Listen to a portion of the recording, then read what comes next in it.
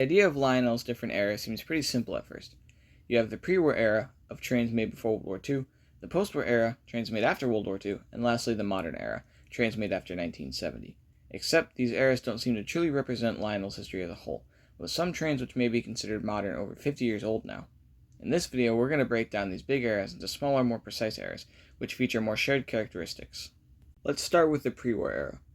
Although the term pre-war serves well to distinguish trains made before World War II, things can be broken down much further based on the significant changes Lionel made to their product line in this time. The first era of Lionel is what I call the 2 7/8 gauge era. This time period spans 1900 to 1906 and is so called that due to the fact that this was the time period Lionel was producing trains that operated on 2 7/8 gauge track. These products were unique in that they operated on two rail track.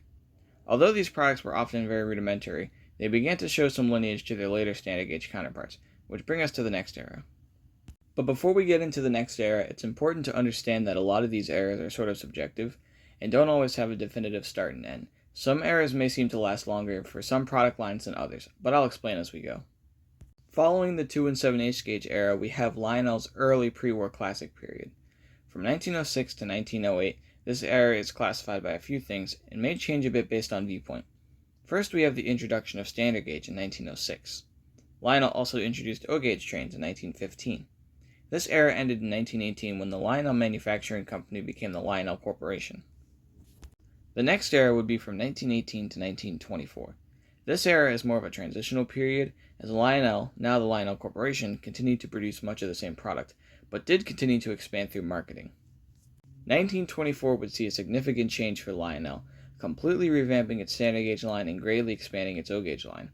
I consider this the golden age of Lionel's standard gauge, lasting until about 1937.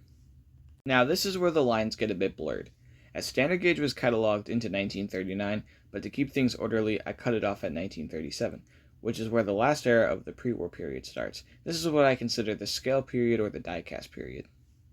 This period shows Lionel shift away from standard gauge and towards detailed O-scale models, with the introduction of the 700E Hudson in 1937.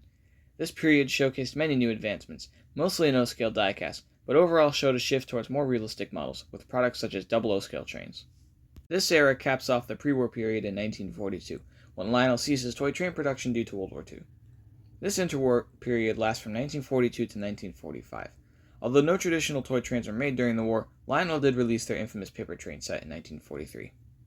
Now we've reached the post-war period, which I see split into three eras. The first is early post-war, which lasts from 1945 until 1950. This era showcases a large number of pre-war holdovers, but also many new tooling such as the 671 turbine and the F3. To me, this era is marked by some of the greatest qualities of the post-war era. The next era started in 1950 and would last until 1959. The post-war golden era, as I consider it, started with Lionel's golden anniversary of 1950. This era features some of Lionel's most well-known and well-loved trains of the post-war era, and is filled with product development, such as magnet traction. But the latter years of this era also showcased a shift in Lionel.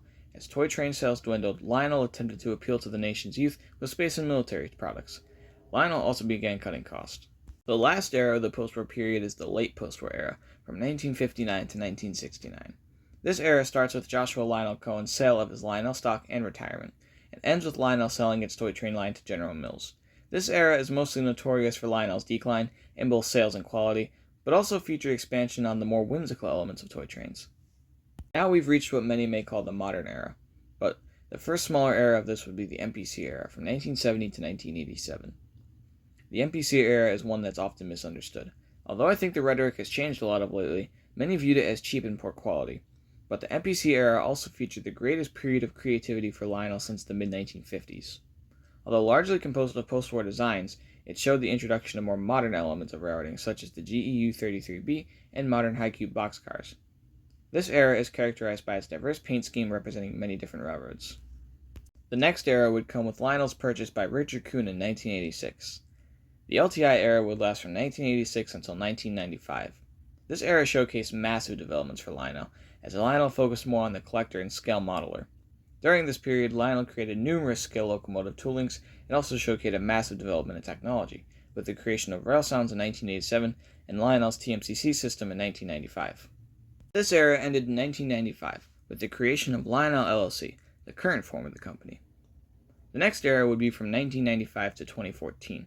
This period represents the early LLC era, starting in 1995 with the creation of Lionel LLC, and ending in 2014 with Lionel's adoption of a built-to-order delivery scheme, and Joey Calabrese stepping down as CEO.